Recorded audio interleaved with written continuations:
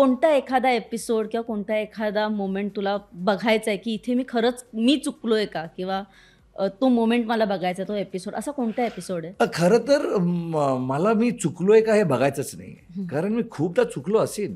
मी मान्य करतो ते. कारण मी परफेक्ट नाही आहे. म्हणजे असं परफेक्ट तसं कोण असतं. जर परफेक्ट झालो ना, तर इम्प्रूव्हमेंट थांबेल हो. मी इम्परफेक्ट आहे ना थोडंसं, ते बेटर आहे. कारण ते इम्परफेक्ट तेच जीवन आहे. कारण मला तेच इम्प्रूव्ह करत जायचं आहे पुढे. जर परफेक्ट असलो तर जीवन संपला. तर मला ते चुकी बघायची नाही आहे.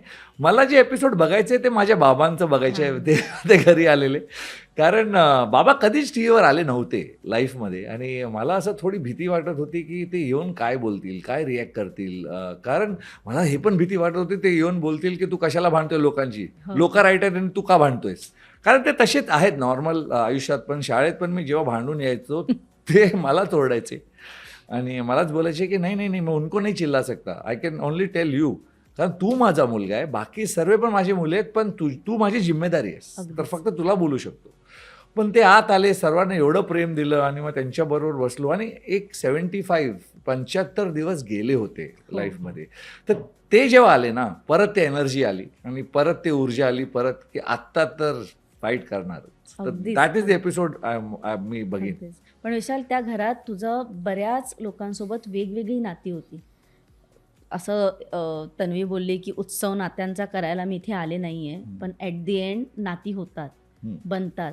तुला एक छान बहीण मिळाली अनुश्रीच्या मते, की तिने तुला सांभाळलं ते आम्हाला कळत होतं. ती रडत होती. तिला माहिती होतं, की तू एकटा बसलायस. ती प्रत्येक वेळेला जिथे-जिथे विशाल एकटा पडलाय ती गेली आहे. ती स्वतःच्या मतावर ठाम होती. पण ती एक नातं तुझं त्या घरात होतं रुचितासोबतचं. ते खूप प्युअर होतं असं मला वाटतं. जे प्रेक्षकांनीही तितकंच प्युअरली घेतलं असतं, पण घरातल्याच काही लोकांच्या चुकीच्या नरेटिव्हमुळे ते नातं वेगळं पोर्ट्रे झालं असं तुला वाटतं का? या गेममध्ये खूप इम्पॉर्टंट आहे की गेममध्ये नाती बनवा. नात्यांचं गेम नका करू. हे मी नेहमी बोलले गेमामध्ये, की गेममध्ये नाती बनवलात ना तर ठीक आहे.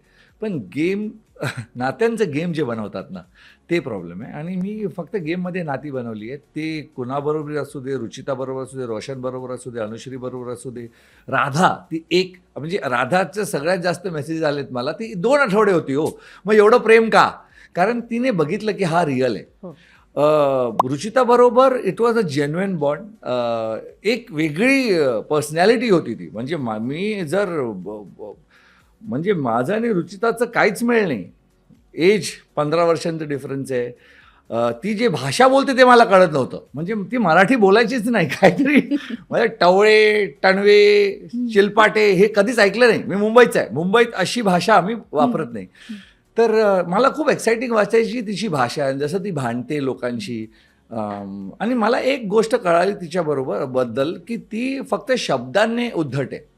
हो. नॉर्मल लाईफमध्ये ती तशी नव्हती आणि ते साईड मी बघितलंय तिचं. आणि ती फक्त माझं ऐकायची. त्या घरामध्ये जर ती कोणाचं ऐकायची तर फक्त माझं.